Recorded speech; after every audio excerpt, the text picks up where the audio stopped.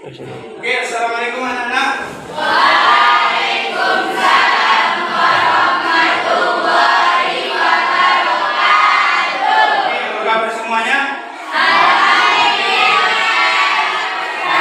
Coba kalau saya sebut hello, kamu jawab hai. Hello semua. Apa kabar?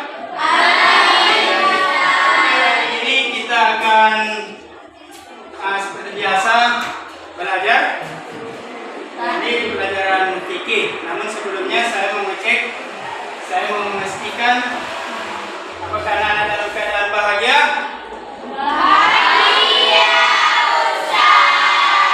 Oke. Ada beberapa yang belum hadir, saya lihat. Siapa saja ada? Yang belum hadir?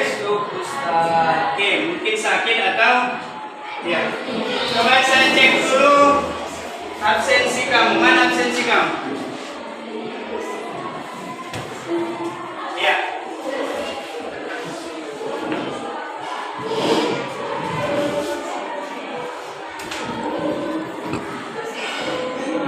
Ya, ada 2 orang ya yang tidak hadir.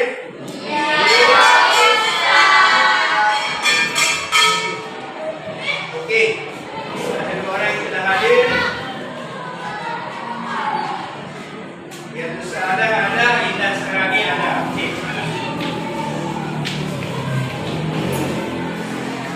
Oke, kalau begitu kita masuk ke apa yang harus kita jelaskan, yaitu sujud sahwi. Sudahkah pernah kamu dengar apa itu sujud sahwi? Sujud sahwi itu sahwi dari bahasa, arti bahasa sahwi itu lupa. Artinya sujud sahwi itu kita lihat apa saja pengertian daripada sujud sahwi. Ya, pengertian sujud sahwi ialah sujud. Ini disebutkan di sini 2 kali yang dilakukan karena seseorang meninggalkan sunnah arba'at dalam sholat.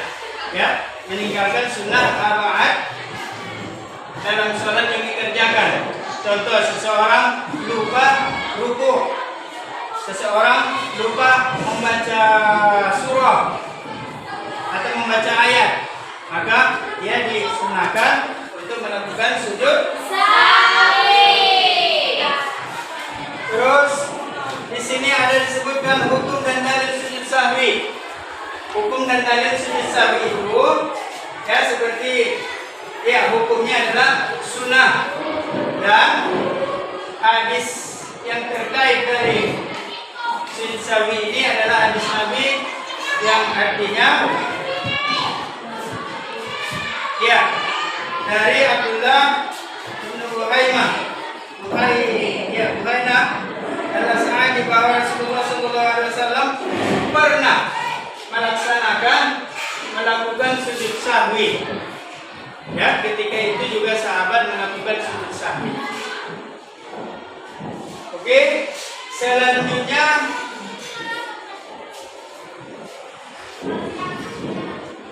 ya, sebab-sebab seseorang itu melakukan sujud sahwi. Ada sebab-sebab kenapa seseorang itu melakukan sujud sahwi. Yang pertama, ragu-ragu.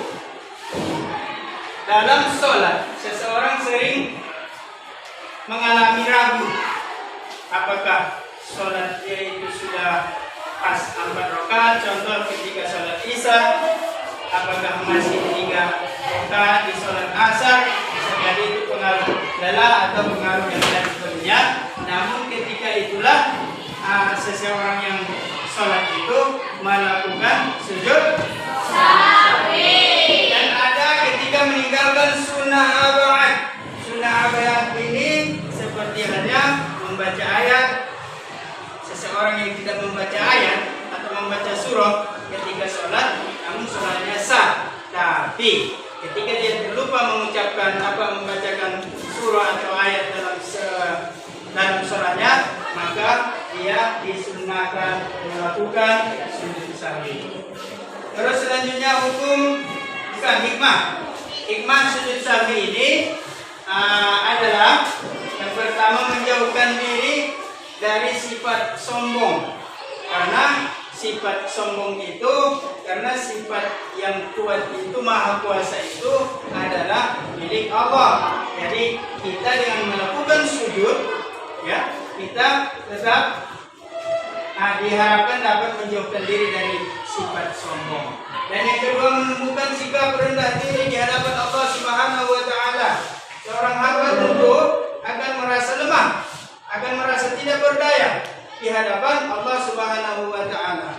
Umpamakan saja, ilustrasikan saja bahwa seseorang yang sujud di depan kita, tentu kita lebih hebat daripada yang sujud.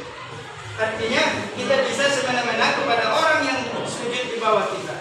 Demikian kepada Allah. Sedangkan kita saja tidak sujud, kita tidak ada apa-apanya terhadap Allah, apalagi kita sujud. Artinya bukti bahwa kita merendahkan diri kepada Allah itu tentu dengan melakukan sujud. Ya. Anggota badan yang paling mulia di tubuh seseorang itu adalah dahi. Dan ketika seseorang melakukan sujud, dia sangat hina di hadapan Allah. Kenapa? Karena dahi dia yang lebih mulia itu sama-sama menyentuh tanah, sama derajatnya dengan tumit atau telapak kaki. Terus selanjutnya di sini ada sebab-sebab sujud, hikmah sujud. Ya, menyadarkan bahwa manusia itu yang makhluk yang sering lupa dan salah. Khata' wa nisyan sifatani lil insan. Salah dan lupa itu dua sifat bagi manusia. Kalau itu manusia pasti pernah salah dan lupa. Kalau itu salah dan lupa berarti dia itu adalah manusia. Selanjutnya, ya, inilah dia materi yang perlu saya sampaikan kepada kalian. Sekarang saya mau memberi kepada anak kami sekalian tugas diskusi. Kira-kira yang perlu kalian bahas di sini, ya. Ini sepotong atas dari kertas saya, didiskusikan sama kawan kelompok. Baca dan diskusikan dulu.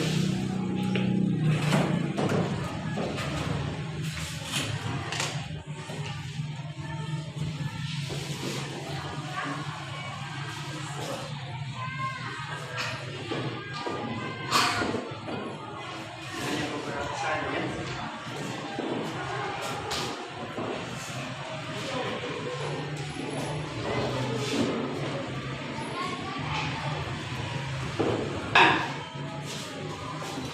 Apa persamaan dan perbedaan daripada sujud? Persamaannya apa? Coba satu orang tunjuk tangan.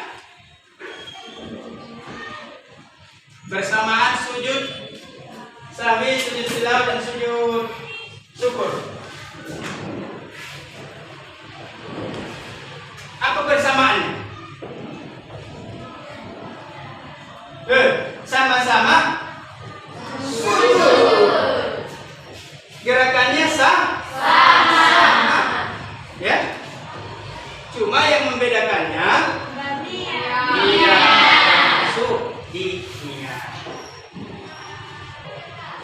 Dari penyampaian materi ini kita akan mempraktekkan sujud sahwi. Sujud sahwi dipraktekkan ketika dalam sholat tentunya, dan ketika salah, maka bagaimana praktek? Oke? Silakan dipraktekkan. Kali ini untuk 2 orang saja, silakan. Si Arifin Jilan, silakan Arifin.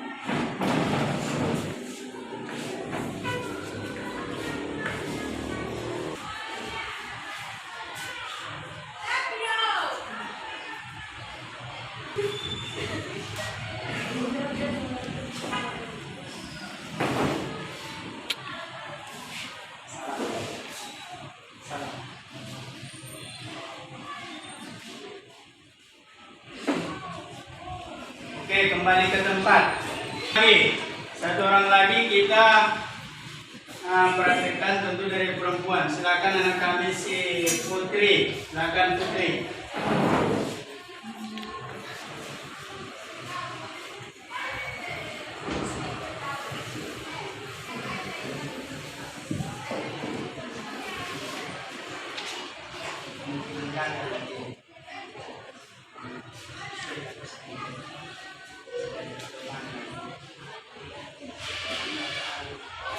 Oke, sekarang satu orang saya mau maju ke depan, satu kelompok tadi maju ke depan untuk mempresentasikan tentang sujud sahwi. Oke, silakan. Coba kamu sebutkan yang kamu ketahui tentang sujud sahwi. Ya.